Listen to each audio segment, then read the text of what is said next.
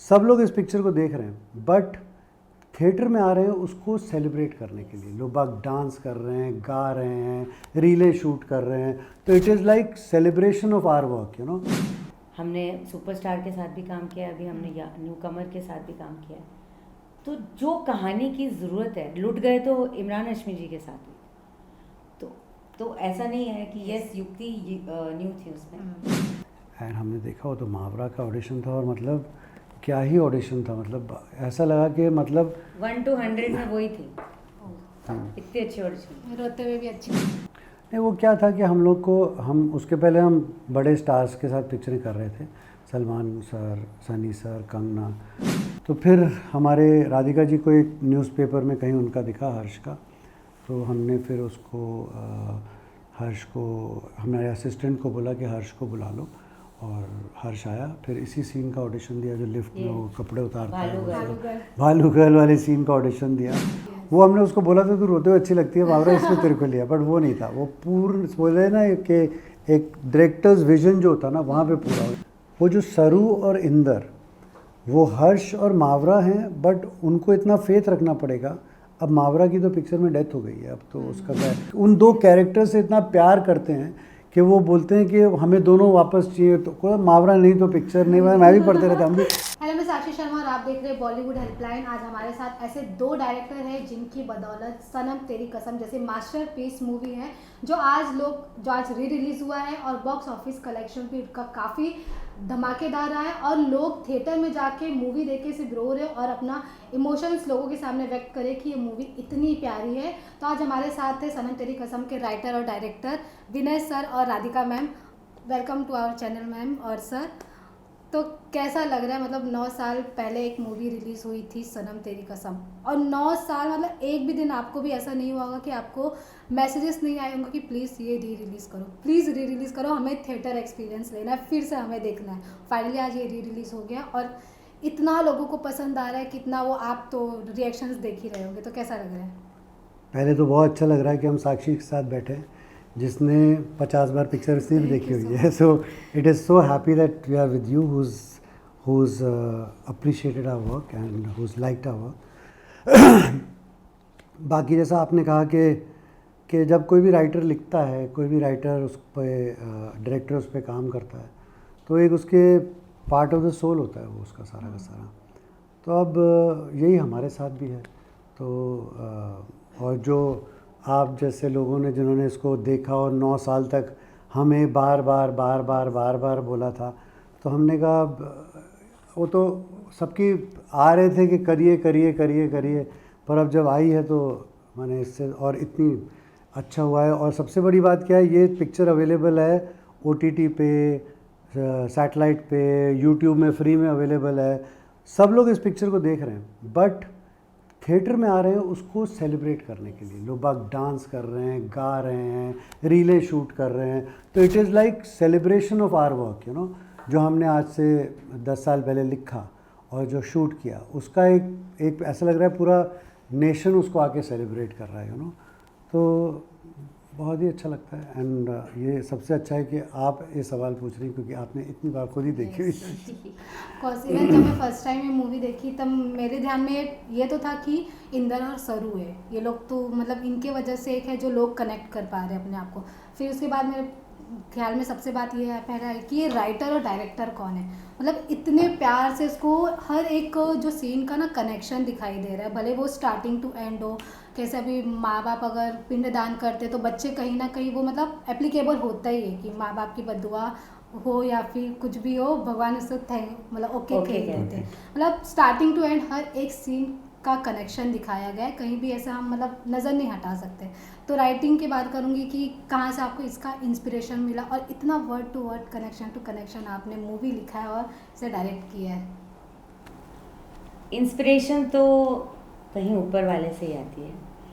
क्योंकि हम दोनों ने ये सोचा था कि हम एक to die for everlasting forever वाली लव स्टोरी लिखेंगे, जिसमें हमें पता था क्लाइमैक्स में क्या होने वाला है।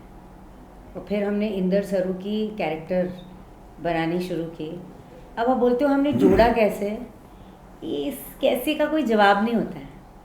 आप शिद्दत से बैठते हो, आप सोचते हो, आप सबसे पहले अपने कैरेक्टर से प्यार करते हो, अपनी कहानी से प्यार करते हो और सरस्वती माँ की आशीर्वाद मांगते हो और फिर बैठ जाते हो लिखने और बस वो देती रहती हैं और आप लिखते जाते हो और वो जुड़ती जाती हैं बस। स्टोरी का रीज़न क्या था? मतलब ये एक काफ़ी अलग स्टोरी है, बिना वल्गैरिटी दिखाए आप इतनी अच्छी प्यारी सी लव स्टोरी लोगों के सामने ला रहे हैं, वो सबसे बेस्ट पार्ट था इसका। तो जो स्टोरी का इंस्पिरेशन था वो कहाँ से आप पाए? अब साक्षी को हम बोलना नहीं चाहते, वो साक्षी इतनी पुश कर रही है तो बोलना ही पड़ेगा। एक्चुअली क्या था कि जब लव स्टोरी, तो मेरा और राधिका जी का कैसा है कि अब हम लोग की एक अलग सोच है, अलग विचारधारा है, अलग स्टोरी टेलिंग का एक दुनिया है हमारी, है ना। तो जब हमने कहा लव स्टोरी बनाएंगे तो जनरली लव स्टोरीज़ क्या होती हैं कि फादर रिच है, वो एक रिच है, एक पुअर है, एक कोई वो उसको ऑब्जेक्ट करता है किसी कारण की वजह से, या फिर कोई एक अलग कास्ट का है, वो अलग कास्ट की है तो उसकी वजह से डिस्प्यूट लगा। तो मैंने और राधिका जी ने कहा ये होएगा नहीं, यू नो, ये कहेंगे तो ये आम साधारण सी होगी। हर आदमी के दिल को कैसे छुए, हर आदमी की वो एक आइडेंटिफिकेशन कैसे हो, यू नो। तो वो हम लोग को वो कहानी चाहिए। तो हमारे यहाँ पे एक लाइब्रेरी है, वहाँ पे बहुत सारी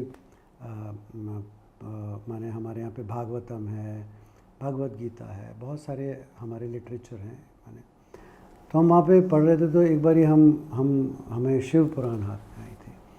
तो उसमें फिर हम उस पढ़ रहे थे तो उसमें एक चैप्टर था कि जहाँ के if the wedding of the daughter is not blessed by the father, even God's wedding doesn't succeed. तो वो महादेव की कहानी थी और वो शिव और सती का एपिसोड था। तो that is where the inspiration comes from. And inspiration तो लोग बाग एक्चुअली और हमें पक्का पता था कि वो कनेक्ट करेंगे ही करेंगे। ऐसा हो ही नहीं सकता कि वो पिक्चर देख रहे हैं और कनेक्ट हो नहीं हुए, क्योंकि ये तो कहानी ही सेलेस्टियल है ना, इसका तो कोई वो है। तो खींच मेरी फ़ोटो, सनम तेरी, ये सब तो चल ही रहा है सामने, पर कहानी तो माने जन्मों जन्मांतर के प्यार की कहानी है, तो वो तो फेल हो ही नहीं सकती। तो इसीलिए जब वो फादर उसका पिंडदान करते हैं, अप्रूवल नहीं करते हैं और वो बोलती है, फादर के अगेंस्ट भी जाती है, तो वही संस्कारों में कि दुआ बददुआ माँ बाप जो भी कहते हैं उसको ओके कह देता है। तो वही इंस्पिरेशन वहाँ से। इवन आप दोनों को देखा जाए तो काफ़ी साल से आप लोग अलग अलग प्रोजेक्ट्स पे काम किए, सनम तेरी कसम हो गया, यार एटू हो गया, लुट गए हो गया, ऐसे कई सारे सॉन्ग्स भी है जो आप दोनों के द्वारा डायरेक्ट किया गया, सुपर हिट गए हैं और वो कई सारे रिकॉर्ड्स ब्रेक किए। अब मैं आप दोनों के काम के बारे में बात करूँगी तो आप दोनों में डिसीज़न आप दोनों कैसे लेते हो कि मतलब क्या कुछ कैसे राइट करना है, कौन सा डायलॉग कौन लिखेगा या फिर कौन डायरेक्ट करेगा, ये कैसे डिसाइड होता है? अब तो हम लोग पिछले 25 साल से पार्टनर हैं, तो अब तो ऐसा हो गया कि साथ में नहीं हो तो डिसीजन नहीं ले पाते हैं। क्या यार राधिका से पूछ लेते हैं कि क्या डिसीजन है, तो हम मीटिंग छोड़ के भी अंदर चले जाते हैं, राधिका हम ये डिसीजन ले रहे हैं, वो आती है ये डिसीजन ले रहे हैं। अब तो मसला ही नहीं रहा कि कौन लेगा, अब ये मसला रहा कि साथ में नहीं होंगे तो फिर लेंगे कैसे डिसीजन। तो अब हम लोग तो वहाँ खड़े वैसे देखिए।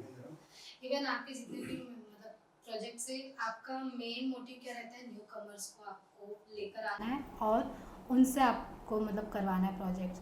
तो ये कौन सा आप लोग का मतलब ऐसा कोई माइंडसेट था कि हमें न्यू कमर्स के साथ काम करना है ताकि फ्रेश पेयर रहेगा तो लोग ज़्यादा एक्साइटेड होंगे?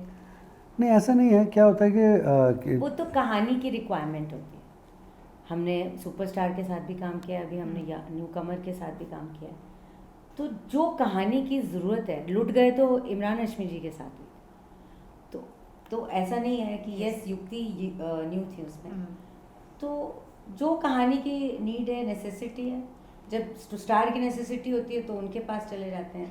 जब लगता है कि ये कहानी बेस्ट न्यू कमर के आँखों और एक्टिंग के थ्रू वो पेश होगी तो आप मौका पर ले आते। तो यही रहता है रीज़न। इवन मैं जानना चाहूँगी कि हर्षवर्धन और मावरा जो कि लोगों को उनकी केमिस्ट्री काफ़ी पसंद आ रही है, तो वो जब क्या कुछ प्रोसेस था कास्टिंग का जब आपके दिमाग में आया कि ये मूवी बनाना है सनम, और मावरा और आपने हर्षवर्धन राणे को ही सेलेक्ट किया? नहीं, वो क्या था कि हम उसके पहले हम बड़े स्टार्स के साथ पिक्चरें कर रहे थे, सलमान सर, सनी सर, कंगना, तो उस वक्त उन सब के साथ पिक्चर कर रहे थे। तो फिर हमने कहा हमें एक लव स्टोरी बनानी है। अब लव स्टोरी कि जो कहानी होती है वो एक उम्र की कहानी थी, तो अब जैसे लड़की का होना कि पिता पे डिपेंडेंस होना, फिर उसका ये कहना कि ऐसा नहीं है कि मुझे कोई लड़का पसंद नहीं आता है, पर वो कोई मुझे लाइक ही नहीं करे तो फिर मैं अपने माँ बाप के पास ही तो जाऊँगी। तो इस माहौल की, इस पूरे वर्ल्ड की, दुनिया की कहानी थी वो। तो वो हमें लगा कि शायद अगर हम न्यू कमर्स के साथ ही करेंगे तो ही अच्छा लगेगा, बिकॉज़ ये दुनिया ही न्यू कमर्स की है। तो इसीलिए थे। फिर बाकी हमारे ऑफिस में एक कास्टिंग डिपार्टमेंट है पूरा, तो जो कास्टिंग करता है, तो सारे वर्ल्ड ओवर हमारी कास्टिंग चलती रहती है और सब ऑडिशंस आते हैं, सब आते हैं वहाँ से। तो ये बहुत एक्सटेंसिव प्रोसेस होता है। तो इसकी भी कास्टिंग चल रही थी काफ़ी दिनों से और मिल नहीं रहा था कोई, हम बड़े परेशान थे। जो आजकल की बड़ी बड़ी हीरोइनें भी हैं वो भी उन ऑडिशंस के लिए आई थी हमारे पास, सब हुआ था, बट उन्हें आज से 10 साल पहले वो थी, अब तो बड़ी हीरोइंस हो गई। तो हमारे एक मित्र हैं जो इस पिक्चर के एसोसिएट प्रोड्यूसर भी हैं, मिस्टर कलीम खान। तो वो कलीम भाई वो लेके आए एक हमारे पास ऑडिशन, और उन्होंने बोला कि यार आप ये लड़की का ऑडिशन देखो। एंड हमने देखा, वो तो मावरा का ऑडिशन था, और मतलब क्या ही ऑडिशन था, मतलब ऐसा लगा कि मतलब 1 to 100 में वही थी, इतनी अच्छी ऑडिशन। रोते हुए भी अच्छी लगती है। वो मावरा का पॉइंट ऑफ व्यू है, बट मावरा को हमने बताया नहीं हमने तुमको किस लिए सिलेक्ट किया था। तो हमने ये बोला तू रोती अच्छी 1 to 100 में थी। तू थी तो कैसे चलता। हाँ, ट्रूथ ये था कि 1 to 100 वही थी। हाँ, तो उसने इंटरव्यू में ये बोला है ज़रूर से, बट वो हमने उसको बोला था तू रोते हुए अच्छी लगती है मावरा, इसलिए तेरे को लिया, बट वो नहीं था। वो पूर्ण बोले ना कि एक डायरेक्टर्स विजन जो होता ना, वहाँ पे पूरा हो गया। फिर हमने उसे जूम कॉल पे रीडिंग की, बुक रीडिंग की, सब किया, तो it was like a complete, बहुत ही अच्छा सा हो गया था। And what about Harshvardhan? Harsh का तो बड़ा अच्छा ही किस्सा था कि हम लोग एक्चुअली एक लड़के को हमने फाइनल किया था, तो 3 महीने तक वर्कशॉप्स चल रहे, ये चल रहे, वो चल रहे, सब हो रहा था। बट न्यू कमर्स के साथ क्या हो जाता है ना कि वो आप सोचते हो कि वो उस मुकाम तक पहुंच जाएगा 3 महीने की ट्रेनिंग में, 4 महीने की ट्रेनिंग में, पर वो पहुंच नहीं पाया उधर पे, तो थोड़ा सा कुछ था। तो हम लोग भी थोड़े से डिसअपॉइंटेड ही से थे कि क्या करें। तो फिर हमारे राधिका जी को एक न्यूज़पेपर में कहीं उनका दिखा हर्ष का, तो हमने फिर उसको हर्ष को, हमारे असिस्टेंट को बोला कि हर्ष को बुला लो, और हर्ष आया। फिर इसी सीन का ऑडिशन दिया जो लिफ्ट में वो कपड़े उतारता है, भालू गर्ल वाले सीन का ऑडिशन दिया। बहुत ही अच्छा ऑडिशन था। एंड फिर जैसे मेरिट पे, दोनों मेरिट पे होते हैं, तो दोनों फिर वहाँ से सफ़र शुरू हो गया सारा का सारा। इवन ये केमिस्ट्री लोगों को काफ़ी पसंद आ रही है। लोग कमेंट सेक्शन में यही कमेंट कर रहे कि हमें सनम तेरी कसम पार्ट 2 में भी सेम केमिस्ट्री चाहिए। हाँ नो, क्यों नहीं, होना ही चाहिए वो, क्योंकि केमिस्ट्री का क्या होता है ना कि हमेशा जो होता है ना कि एक बार ये आपके जो chemistry is the characters that you create. वो जो सरू और इंदर, वो हर्ष और मावरा हैं, बट उनको इतना फेथ रखना पड़ेगा। अब मावरा की तो पिक्चर में डेथ हो गई है, अब तो उसका क्या, पर वो फैंस इतने उन 2 कैरेक्टर से इतना प्यार करते हैं कि वो बोलते हैं कि हमें दोनों वापस चाहिए। तो कोई मावरा नहीं तो पिक्चर नहीं, मैं भी पढ़ते रहता, हम भी पढ़ते रहते। पर वो क्या है ना कि वो तो उन इंदर और सरू का जो प्यार है वो उसमें समर्पित है पूरे, अब सनम तेरी कसम 2 में जो माने हमने जो स्क्रिप्ट लिखी थी उस वक्त, हमने दोनों स्क्रिप्टें साथ में लिखी थी, 1 और 2 की। ओके, मतलब वो रेडी है ऑलरेडी? हाँ, वो दोनों स्क्रिप्ट हमने साथ में लिखी हुई थी, 2 स्क्रिप्ट वहाँ पे उस वक्त, तो हम तो वो उनकी जो जर्नी है सरू और इंदर की, वो एक्चुअली जाके उस पिक्चर के एंड में ख़त्म होती है, तो वैसा सा है। और ऐसे हमने उस वक्त 4 कहानियाँ लिखी थी, 4 पोर्ट्रेट लिखी थी, कसमों की, 4 कसमों की कहानी। अरे बाप रे। तो ये 2 थी, और दूसरी जानम तेरी कसम, और एक और कहानी है। तो 4 कहानियों की लव स्टोरी हमने लिखी थी। लव स्टोरी, कसम, 4 कसमों पे 4 लव स्टोरीज लिखी हुई हैं हमने। तो सनम तेरी कसम was one of them, 1 and 2, and thought wise जानम तेरी कसम की एक और कहानी है, एक और भी कहानी है, एक और कसम है, चौथी कसम है। मतलब लोगों को सब कसमों के लिए रेडी रहना पड़ेगा। मैं लास्टली पूछना चाहूँगी तो सनम तेरी कसम पार्ट 2 कब तक आएगा, और आप मतलब अब भी आपके मन में क्या है, किसे कास्ट करेंगे आप? सी, हमें इतना बचा, हमारी पिक्चर